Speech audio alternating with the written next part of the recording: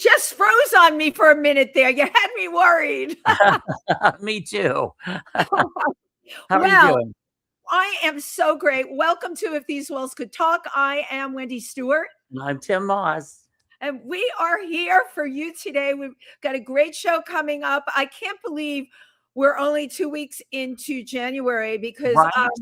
I'm here at Pangea, and I said to one of the owners, Steven, I can't believe it's just 2 weeks. It feels like 2 months. It feels like Right? how weird is that? Why is that happening? Is it the news? Is it Intentional, yeah. It's intentional.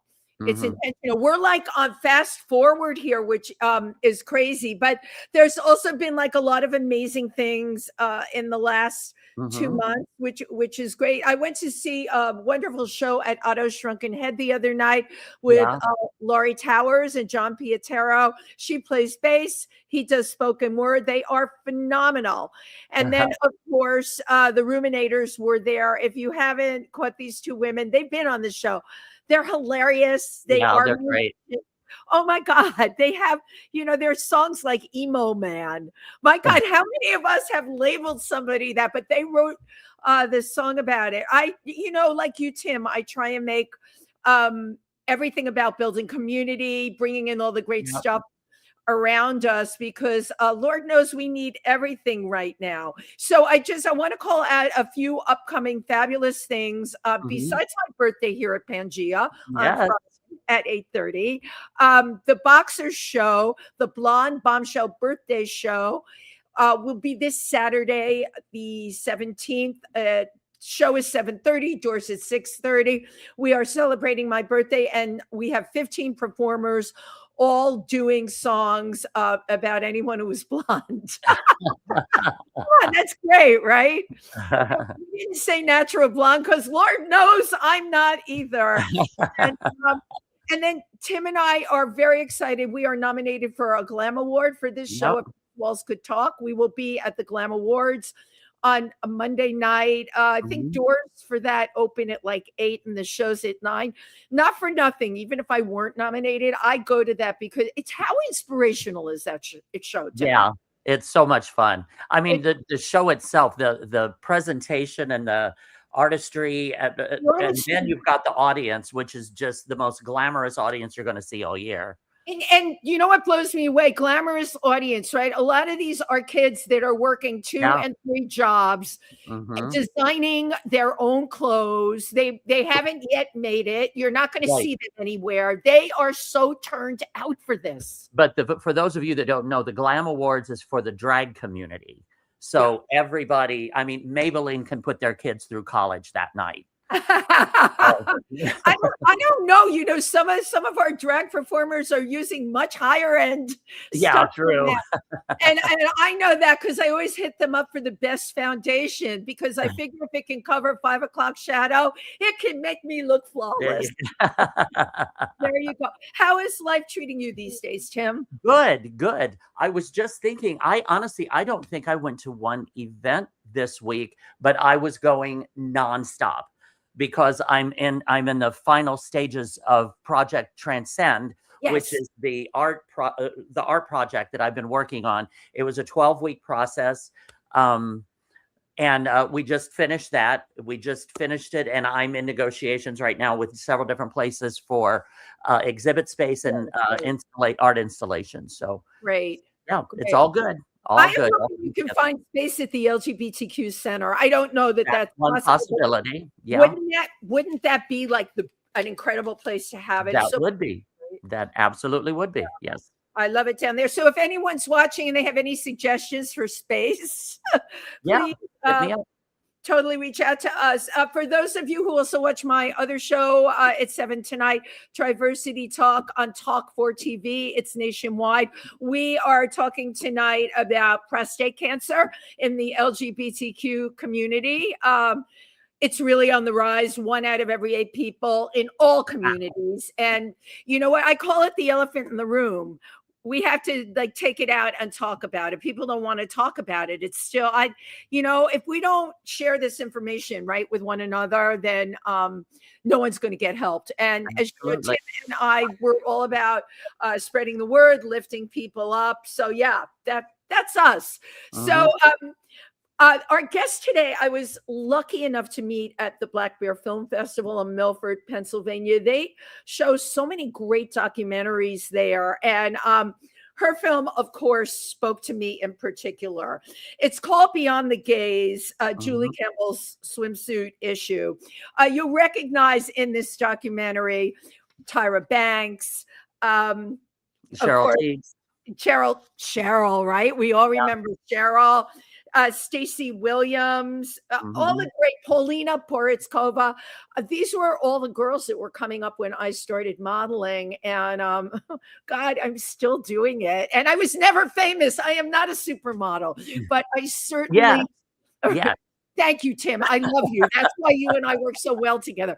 I'm not a supermodel yet, but you know what? I remember those times, and I just remember, my God, I idolized those women. And here today is the amazing award-winning documentarian who created this film, amongst others. I just love what she has to say. Please welcome Jill Campbell. Yay. Hi. Thank you so much for being here with us today. Thank you so much for having me and for the amazing introduction. I love being at Black Bear, and we won Best Documentary Film at that festival. So I love it even more. And it was a great festival. So. Right. It was a great festival. And believe it or not, because I was doing all the interviews at that festival, I love doing that. But the downside is I don't get to see a lot of the films because I have to grab the filmmakers when I can get them. So I was really happy to pre-screen your this film is wonderful on so many levels. Yeah. And from you personally, your intention from the beginning to the way you ended the film and what happened in between, did it change in the process of making this film? Right. Yeah, it really changed because, as you get to know a subject, the film changes. I mean, I knew there would be interest because of Julie's career and all the models she discovered and worked with, and just what Sports Illustrated swimsuit meant in American society, the positives, the negatives, the controversy, the everything that surrounded it. But, Julie, as we kind of mentioned before the interview, is such an intimate, authentic human being. And I think that each documentary takes it really takes on the personality of the person you're filming. And if you kind of slow down and instinctually listen to what that's telling you, I think that, you really can get to the essence of what you're trying to say. Right. That's my goal, is for it to really look and feel like that person. Well, it completely did, but there were so many messages in that film, because those of us that remember the 80s and 90s, not that Tim and I would, no, I'm just joking. Well, of course we remember. Me neither. I don't know that time. None of us remember, but we remember what it was like. And even the word supermodel. And I remember, I think it was Linda Evangelista said, I won't get out of bed for less than $10,000 a day. She was way different than me. If they were paying me $250, I was there. But we remember the whole onslaught of the supermodels, bigger than life. And this was all before Me Too. How much do you think the Times were supporting that way of looking at women? Well, I mean, that's why the film is called Beyond the Gaze, because it's beyond, not the GAYS. Yeah,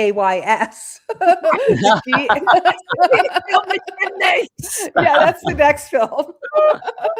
But the GAZE, because, we're looking beyond the male gaze.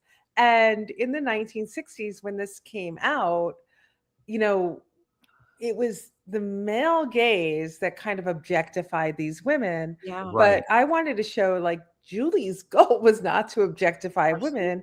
And these amazing models who are now powerhouses in industry, intelligent, billionaires, millionaires, whatever, they weren't there to be in Playboy. It was their job. And what was beautiful is like Julie was just creating these gorgeous works of art. And when you go back and you look at the photos from the 60s, the 70s, the 80s that she art directed, you see that. And so things have changed because, it's funny because I still get like, oh, you're doing the film on Sports Illustrated. That's horrible for women. That's, Wow. Yeah, I get eye rolls from certain people. And I'm like, well, watch the film because we kind of really dissect that point of view and give you a new lens to view this in. Well, yeah, let's back up. Can we back up a little bit and please tell everybody who Julie is, and because not everybody knows who we're referring to, and her what she did, what she contributed. So Julie Campbell, who's actually my mother-in-law, was the founding editor of the Sports Illustrated swimsuit issue. She began her career at Sports Illustrated in 1958 as a fashion editor. So she would do, what to wear on the ski slopes, what ladies wear to football games. And then in 1964, her editor, Andre Laguerre, wanted something to get readers, to read the magazine in January and February, because they didn't have the Super Bowl in February back then. Right. And so he was like, let's put a woman in a bathing suit at a resort. So he gave Julie that assignment. And do you know what her original reaction was when they gave her that assignment? Was she kind of like, or was she more like, let me see what I can do? She was excited because you're thinking from the lens of like 1963. Right. She's a fashion editor. This is her job. He's saying it's a possible cover, which is what she's been working for. There's women appearing in bathing suits in every other magazine, Vogue. It was the swinging 60s. And this was probably one of the more male-dominated magazines. Yes. Oh yeah. So at the time. So I don't think she realized initially the conflict and the controversy, but she did say, okay, this is a sports magazine. I need sporty girls. I need women doing sports. I need women that are not skinny, twiggy models. I want the all-American woman. Yeah. And so that was like, and also she was like, I'm going to use only sports photographers. So we're in a sports magazine. Let's make this sporty. Let's shoot women playing volleyball. Let's shoot women in bathing suits in where you find them, not just, to show what their bodies look like. Right. So I think she was, when the issue came out, the controversy was there immediately. But you're also there's so many different degrees of feminism and so many different degrees of women in the media. And, now I kind of feel like when you put a woman down for doing that, I question whether that's sexist, because, as women, why can't, if that's what you choose to model yourself in a bathing suit for a magazine, that's your choice. And maybe there needs to be an adjustment in how that's perceived by the reader. It's, and they should think about how they're perceiving these ladies. Well, I think it's important to point out, and Julie says this in the film, it wasn't to objectify them. She set these shots up, and because I was married to a fashion photographer, the late Alan Kaplan, who often did objectify women, I have to say, but Julie had them in bathing suits. They were beautifully shot, right? Or they were doing something athletic. It was not cheesy. And she often went up against the other male editors at the magazine. And this is important to say, where it wasn't cheesy enough for them. And she stood her ground. She really was, I think, a feminist pioneer.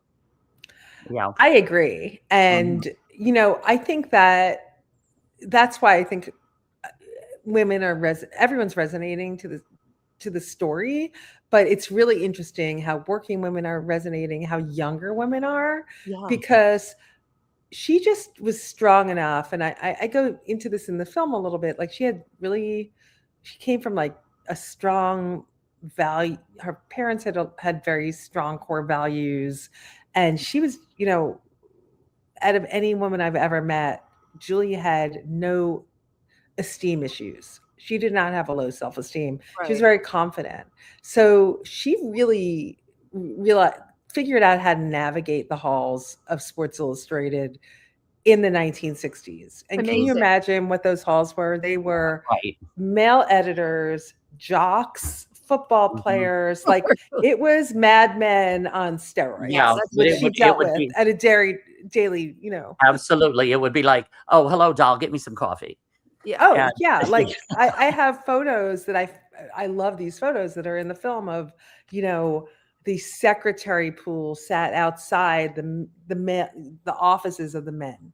The secretaries were not allowed in, and just the photos you see of just the testosterone, and Julie stood her ground and kept it from being Playboy, and looked at it with taste, and she was definitely there was a fine line, and she said sometimes you go a little bit over the line, but that's just being sexy and fun, and if the model's okay with it, that's all right. And I think that's why the magazine was successful. Right. But I'm sure she probably had no idea of the impact that swimsuit edition would have on Sports Illustrated and on the country, to the point where it was a coveted cover. It was every woman, and so many of the women and models around the country or around the globe would love to have been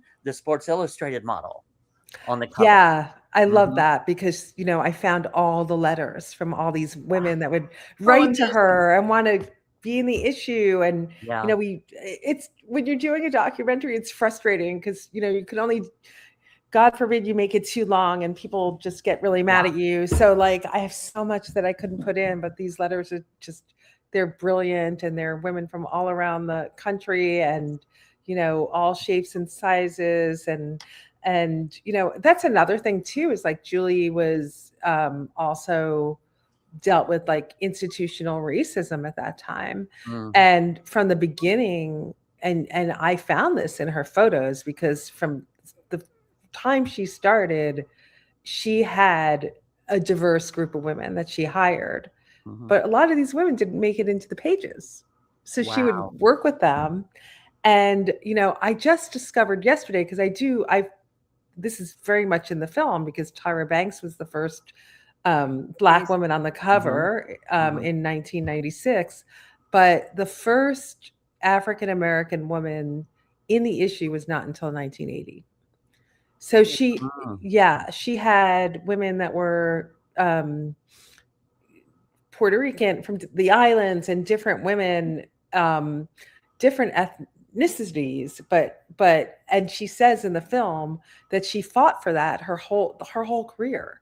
And she got responses like, that's not our reader's not interested in that. Amazing. So there's so much that she fought for. And then when you also see her vilified, that's why when I do get those comments, I'm just like, please just watch the film. Watch the film before you judge. I think that's really the important thing, because if you think to where all the big fashion campaigns are now, and Tim, you see those too, they're really making it a point, to use all different ethnicities. And I will share this with both of you, something I know, because my friend has been a scout with Ford for years. He would always find beautiful Black women, and he was told, oh, they're too Black. Now it's just the opposite. They want you, for their brand, to be very Black. Lots of African models are working now. So we have changed for the better in many ways, But then there are also ways that we have gone back now, when we look at what's in the news and terminologies that people use. Julie was way ahead of her time. And Absolutely. I want to shout that out here. She deserves to be credited for laying the groundwork, I believe, in the fashion industry, for setting the world straight on the supermodel becoming that word branding. I remember branding didn't even exist. When you talked about brand, it was a cereal box. I'm going to have that brand of cereal. Branding became something now that human beings can take on for what they do, what they produce, who they are as a product. She created that single-handedly. She really did. And I'm like, can you imagine if social media was around at that time? Oh my God. Thank God it wasn't. But Julie really was an original influencer. She would have 10 million followers. She set the stage and tone for what was to come. And then, and the film, it follows all of these threads and all of these themes. And then we look at MJ Day, who is post Me Too, who's hiring diverse women, put Lena Bloom on the cover as the first trans model, which is amazing. And also has worked with All Shapes and Sizes, where Julie also fought for that as well.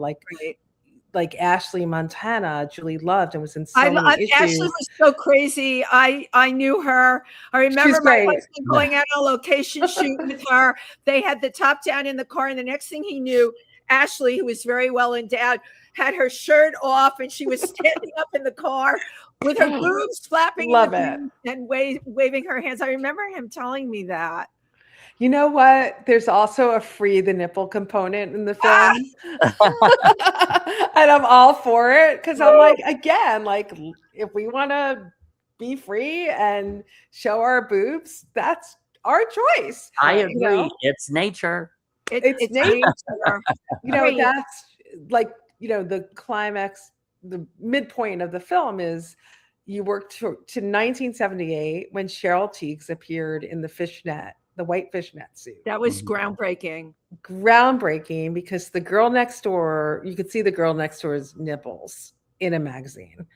And that really, the controversy of that really made the magazine, everyone knew about the magazine. But after that, it just was on fire. Yeah. So we really go into a deep examination of all of that. And Cheryl's in the film and talks about it. And she's like, I didn't even like the suit. That's not one of my favorite shots. And it wasn't, there's many more beautiful shots of Cheryl, but of course,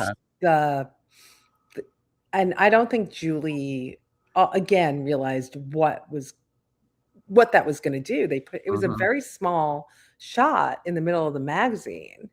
And I think she was nervous about it. Sure. But also went for it. I like that. So your own background was so interesting to me. I know that Julie was your mother-in-law, so you had that connection, but you come from like a theatrical the Fringe Festival, fashion and that whole, it's about as far away. Well, it was about as far away as you could get from that kind of thing. How did you evolve into a documentary filmmaker? So, I was a theater major in school, and one of my first jobs was at the Public Theater as a production assistant on Taming of the Shrew with Morgan Freeman and Tracy Ullman and Helen Hunt. And, I remember my favorite memory was bringing Morgan to the Second Avenue Deli. And he was such a gentleman. And so I was interested in producing. I was a playwright. I was a produced playwright. So I learned story structure and how to tell a story. And then I was always writing screenplays and writing. And then how I got into documentary, I was a film minor, theater major. And it's a long story, but I got a job with an abstract expressionist artist in New York City. And his girlfriend was serious. Who was it? His name was Julian Lethbridge, and his girlfriend was Ann Bass. The society, heavy money. heavy money. And Heavy she was directing a documentary on this Cambodian dancer that she had discovered in Cambodia, brought to New York City, and he auditioned for the New York City Ballet, got in, and she became his patron, and we made a film about it. And she brought me in because I was working for Julian, and I was, a producer already. So I came on as a producer. I worked for that film for 6 years. I kind of learned the ropes about documentary, and I got addicted to the form because I was able to incorporate everything I learned in theater and storytelling into the documentary art form. And it's all about figuring us out as people in society and helping us all just get through this life that is at times challenging, at times beautiful. And I just feel like when you share a story of what one person is going through, it helps others. It just helps us make our way, especially people that are doing groundbreaking things like Julie. So I ended up working on many films after that. And I actually went back to Hunter and got my master's in documentary. In my 40s, because I there were things I didn't know. There were things I learned on the job. Right. And there were skills I really wanted to know. And I found I was being mansplained to a lot on set. Imagine that. Right. Imagine that. And it really bothered me. Like I wanted to know what this lens was, what the frame rate was. And it just gave me confidence. It was it was just a great experience. And from there I directed the first doc of note was on Kenny Anderson, the basketball player. It was called Mr. Chibbs. It premiered at Doc NYC in 2016. And so this is my third feature, and I'm really proud of it. And you learn with each one. Yeah, exactly. Well, before we get too far away from Beyond the Gaze, we do have a clip. We do have a trailer. Great. So let's take a look at Jill Campbell's Beyond the Gaze. Yes. I always worked with the same components: sky, sun, sand, girl, swimsuit. How did I get started at Sports Illustrated? Oh my God, that seems like 1,000 years ago. Oh, she looks cute in her bathing suit. No, not a picture of her bum, but a picture where you see her bum. Now, get all the now feminist women after me. Okay. And I'm already going straight to hell. It wasn't easy working as a woman in Time 8. It was run by men for men. When I showed the pictures, I would have the managing editor there, and he could salivate while he looked at them. Sometimes I'd want to do this. It was a world that didn't feel safe, and I know I would not have stayed if not for Julie. I wasn't into the obviously sexy, which made it even sexier. She wasn't looking for perfection. She was looking for energy. I did not see myself as the all-American girl, but Julie did. This is her putting a black girl and a white girl together and saying, what America, what? She didn't want to objectify women. She wanted to make them people. They wanted the sexiest pictures. I would take them out so they never even see them. This is what we have been given as our powers, and then we are shamed for using them.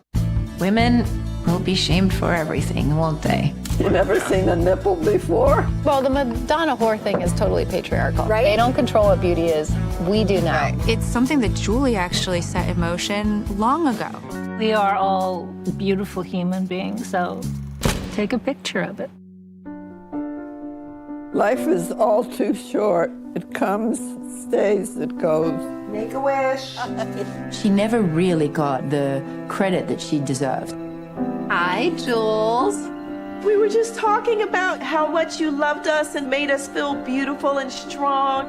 She changed my life. One of my babies, I am. I never had a boring life. A lot of struggles. But if you survive them, you're stronger.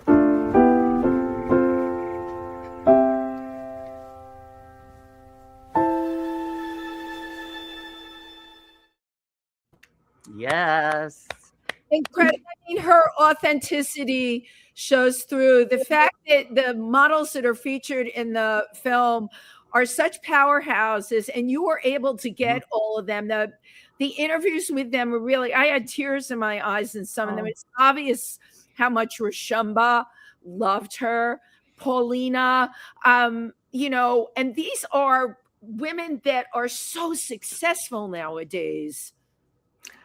Yeah, I mean, I was blown away. And, you know, what happened was we started filming with Julie at her farmhouse during the pandemic when she was in her 90s. Right. And we just kind of knew we had to capture these last years of her.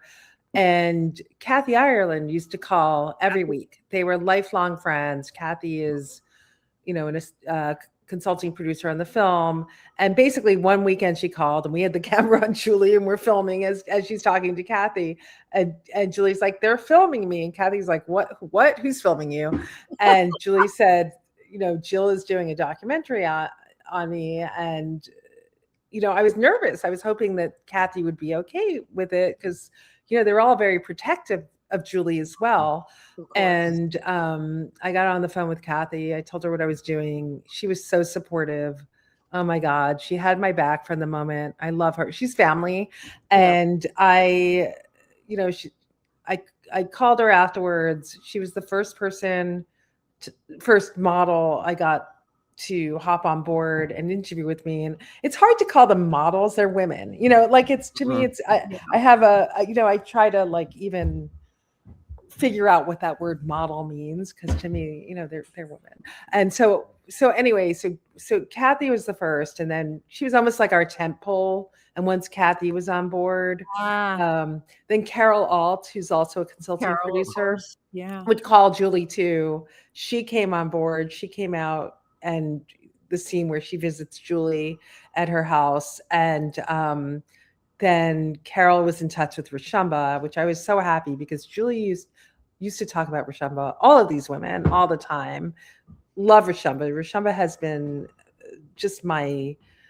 been with me at like every festival, so supportive, so part of this process. And Carol too, and Kathy. I mean, they've all come out. And then everybody came on board. Elle McPherson also called Julie all the time. They were super close. I mean, she really was a role model and a mother figure because these ladies met Julie they were in their late teens when they met her. They were young. Yeah. And she protected them. Mother. She was like a mother to them. And again, at that time of the patriarchal mentality, like who was it? Was that Kathy Ireland or one of them had said that I didn't feel safe, and she made me feel safe. Like she was kind of their protector, their mother lion, their, you know, that and they enjoyed what they were doing. So they were very proud of what they were doing, even though men in general probably did not understand everything that they were going through. They just saw the outside. They just saw the tintillating body. That is such a good point, because when you really put that time into context, like I really appreciate how Me Too really helped us as women, because people don't really know. And I'm sure we've all been through it. Like, you know, you get your ass pinched. Sorry, I don't know if I could say that. You can say worse than that on here. Yeah.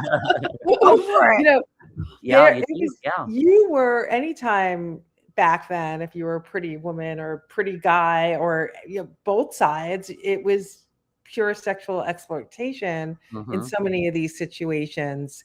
And Stacey Williams talks about the stories that she endured during that time of men exposing themselves. And she even she's on a press tour about how she met Jeffrey Epstein through Donald Trump during that time. And I mean, no, Jeffrey Epstein was her boyfriend, and Donald Trump like roped her during that time. It was like all this crazy stuff.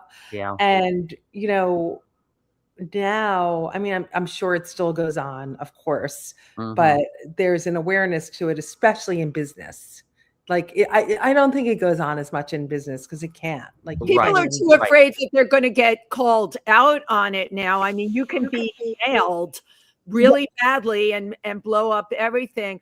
I will say the photographers like Walter Ios, he was, these are the pros. Oh, yes. Guys that were really well known in the industry that treated the girls with respect.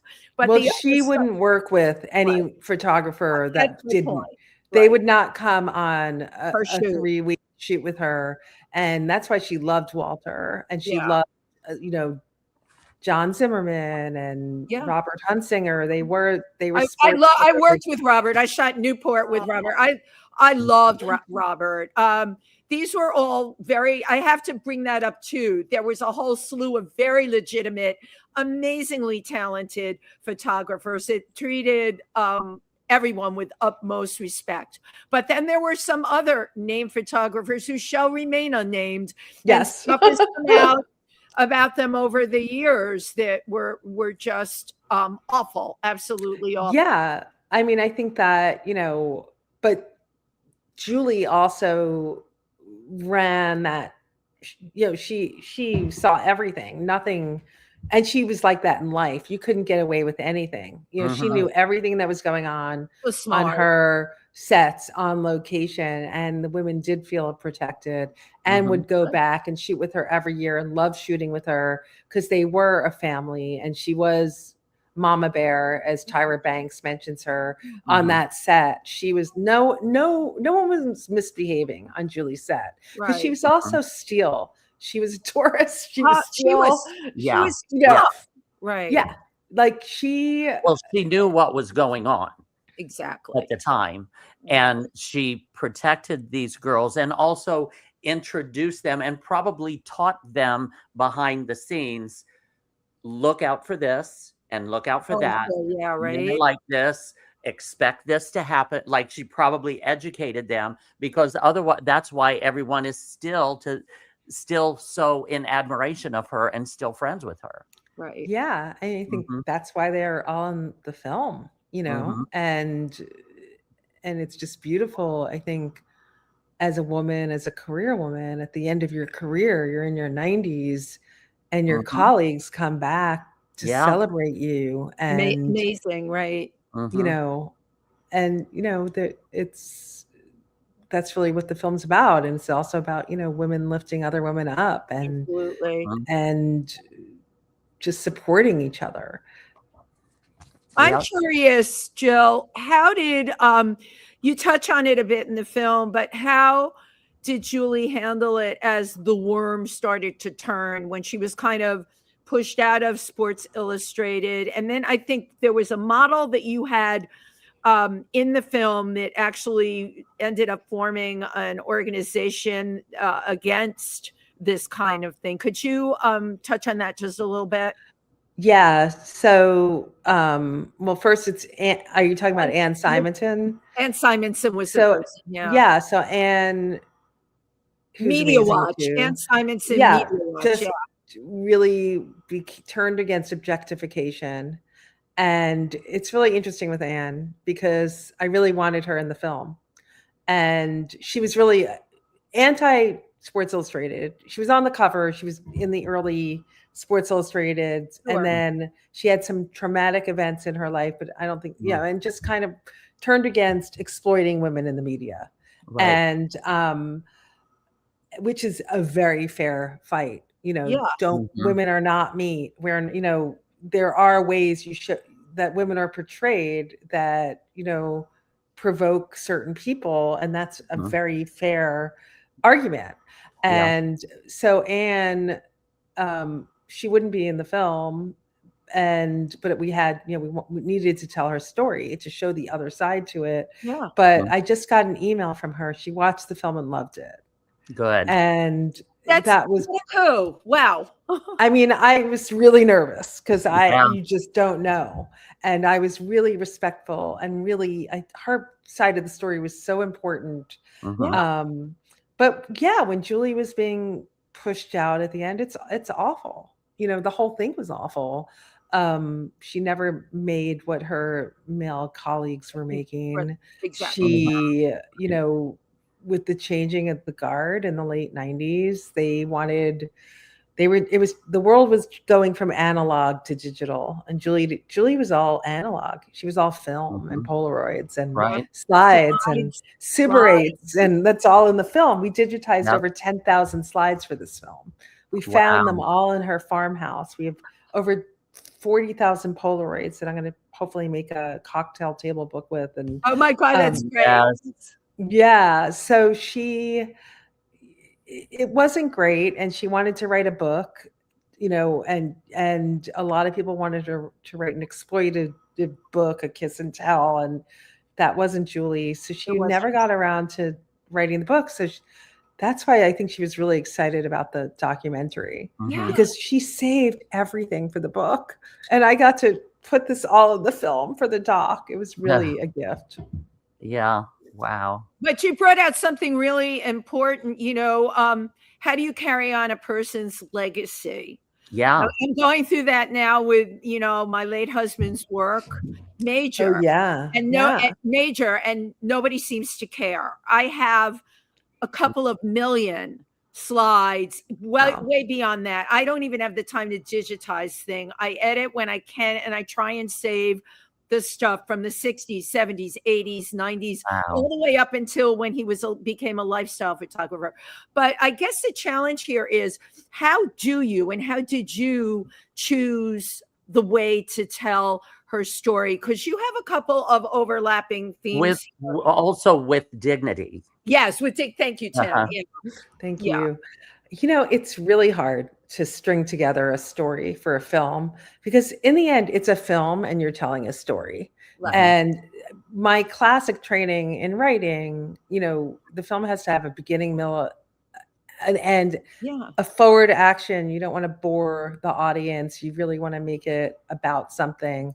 So I just, I started chronologically, like telling, just kind of tracing her story. And then I realized, like, the themes I really wanted to tell. Like, I wanted Julie's story. I wanted, the women, these, iconic women whose careers she helped launch. I wanted, I had a theme called Building the Brand, how, like, I wanted to follow the brand, and how it started as, Sports Illustrated was losing money when they started the swimsuit issue. And then it became the most profitable magazine issue in American publishing history. And, I really wanted to track that and show how, like, and a lot of the writers and Sports Illustrated, I say in the film, was like the New Yorker. It was fabulous, intense, beautifully written articles, sports articles. And they, did deep investigations. And, a lot of the writers resented the swimsuit issue because they, why is the woman in the bathing suit making all the money? Right, exactly. And why is that getting all the attention? Yeah, but it was keeping the magazine profitable. So it was really helping the magazine as well. So I really looked at the important themes. And then there was a theme of aging, because we filmed her in her 90s, and she was really facing her own mortality. And she was doing it with such grace and honesty, and the words that would come out of her mouth, like the lines, everything I was filming, I just needed to show, I was learning from her. I was learning, like, how do you face mortality in your 90s? How do you look at life? And I really wanted to, so I look at it as, like, it's a woman's life. It's the life of a woman. It's the beginning, middle, and end, and you get the whole life, really. But what an impact she made on American society.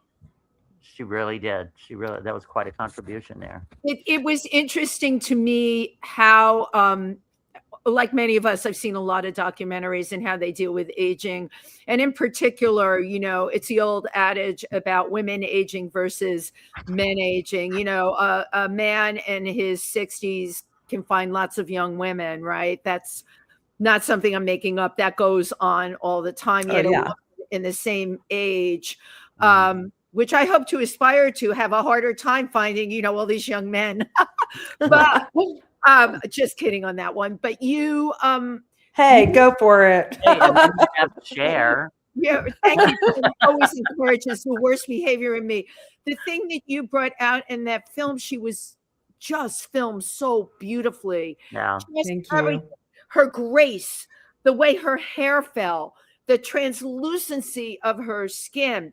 I found myself completely mesmerized by looking at her, and I guess I knew we were looking at her immortality, and I took it upon my own immortality, or for any woman. She was 96 when you did her last birthday there? Yeah. Wow. 96 years old. Passed away 6 months after. Yeah. Gorgeous. And just, it was just all there. The language, the way she spoke, that never changed. Her honesty, her authenticity, her knowledge. My God. She was such a woman she had so much grace and class and style. Yeah. She influenced me my whole life. I met her when I was 20. And as I was doing this film, I realized, and it is really interesting when you don't really realize the effect somebody has on you, and then you really think about it and you're like, I love my mother. My mother was an amazing influencer as well, but Julie really had a big effect on me. And it's funny, like there's one scene in the film that I just loved, and I knew I needed this line when she's, it's towards the end of the film, and she says, she's sitting at the table after we celebrated her birthday with a glass of champagne, and she's like, I always loved coming down the next morning after a party and seeing all the glasses on the table. And she's like, and I think I'll do that tonight. Nice. And I was like, oh my God, this is the last line of the film. Like this is, this is the beauty of documentary. We didn't set that up. She just said that line, and we filmed a moment of silence of her just sitting with the glasses. And that was Julie. She loved to entertain. She loved a glass of champagne. She loved a champagne in a crystal glass. She loved, find great olive oil that she found on her trips to, Italy, or, she had there was so much texture to who she was. And it was a gift. She gave me a gift. I wish I could have, there's a Blu-ray out now, and I was able to do 15 more minutes of bonus footage, which I couldn't, I was so excited about. Kidding, that's great. Because like you said, like there's so many photos. It was so hard to pick. And as I've gone through photos, I'm like, why? I could have put this one in. It's so hard to choose which one. And it's difficult to choose when you're finished. Like when to call it, okay, this one is done. And but now she gave you that line. She gave you that line to finish the film with. Perfect. Now, thank you so much for Beyond the Gaze, but you also have a couple other films. You had spoken briefly about Mr. Chibbs, which is the film about NBA legend Kenny Anderson. But also, can you tell us a little bit about your first called Seat 20D?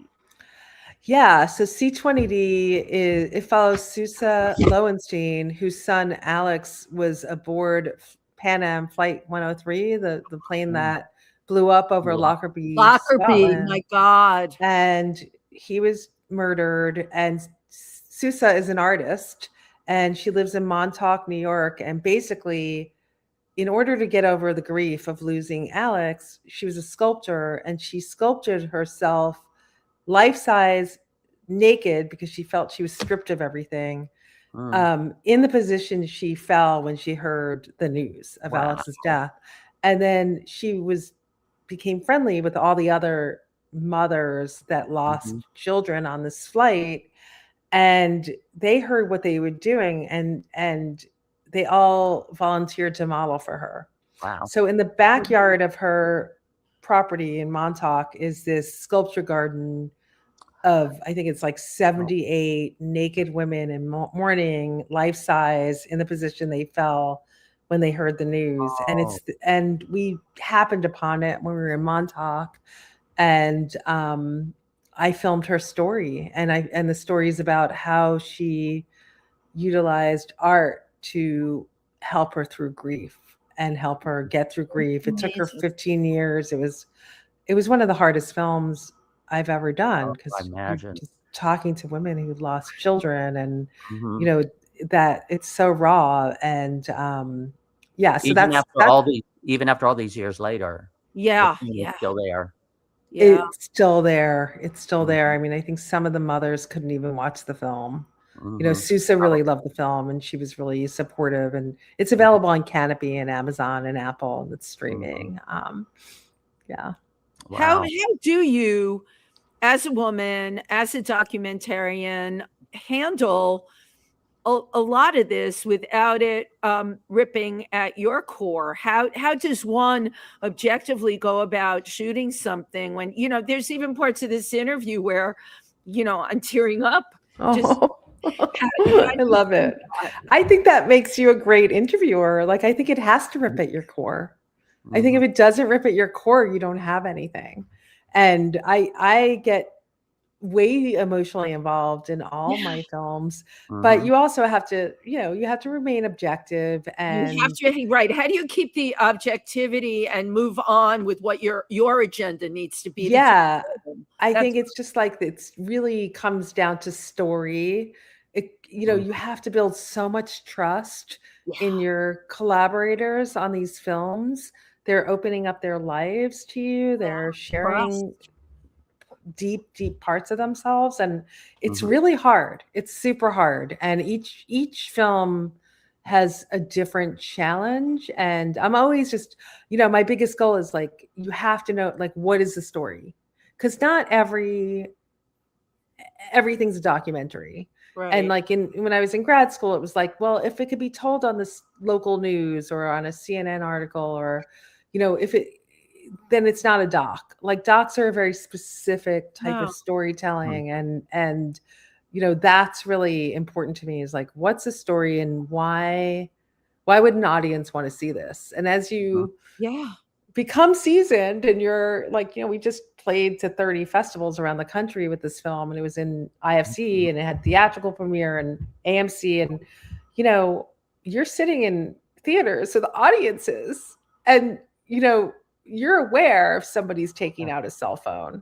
You're aware if someone's talking. You're aware, like, anytime somebody gets up to leave, I'm like, are they going to the bathroom, or are they just done? You know, like, like, I'm hyper aware and hyper nervous. So, but that also like feeds into your work, because you want to make something that's compelling, that's going to keep people in their seats for an hour and a half, that's going to, you know, that they're going to grow and learn as people, you know. Well, it's almost like it can be a personal affront on your own artistry. You know, you're right.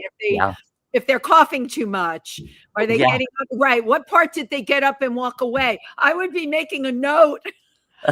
Oh man, it's stressful. Every insecurity you've ever experienced pops up in those moments. 100%. There's times I'm like, on this festival tour, I was like, I just can't do it today. I can't watch it today. I can't handle it. I just can't even, you know, it's very, very personal, but I think that it has to be. It has to be. Yes. But at the same time, you have to be objective. You can't create geography. You don't want to create vanity projects. Like with Julie's story, we looked hard at, you know, the objectivity, accusations, body image. I mean, you can't go into everything in one film. No, you can't. There's just too much. Yeah. There's so much to explore in that. And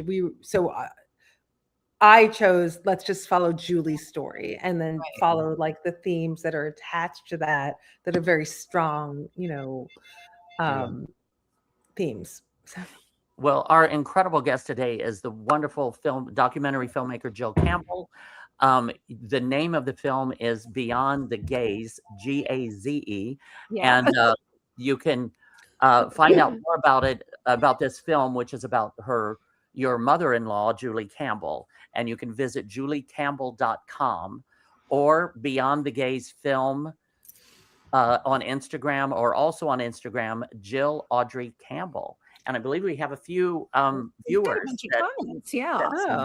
Yeah. I also want to shout out to my amazing executive producer and producer, Sharon Shuttleworth, who was my partner in crime, who funded this film, she also got me through emotionally because she would take calls from me 10 times a day or texts or like literally help. Like that's what you need an ally. That's going to be Thank you for saying that. Yes, absolutely. Thank you, Cheryl.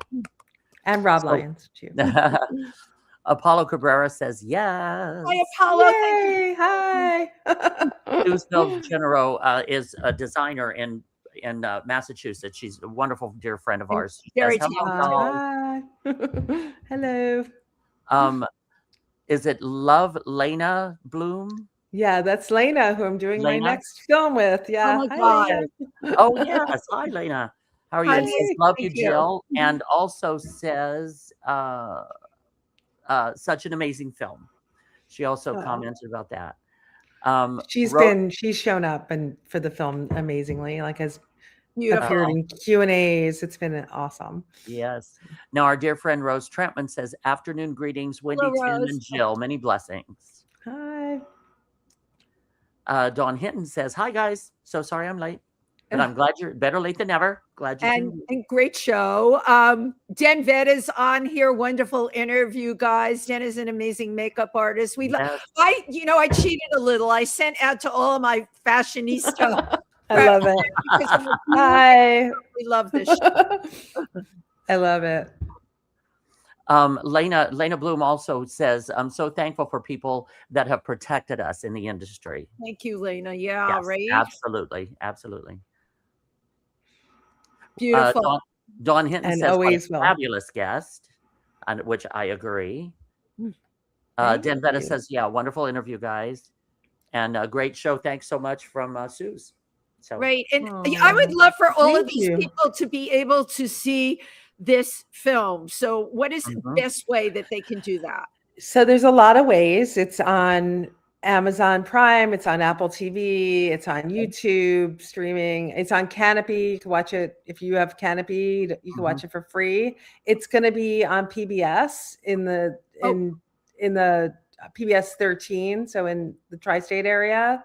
It's going to be on DirecTV soon. But if you Google it or you go to our website, juliecampbell.com, we have all the links like Fandango or YouTube.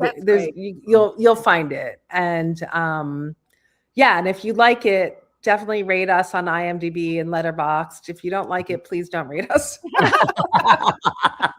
Because as I already said, my ego can't handle it. I think you're doing just fine there. Absolutely. Yeah, thank you so much for coming on today. Again, this of course was my sweet spot, and you took me back to an incredible time. And I love the film. I love the messages in the film.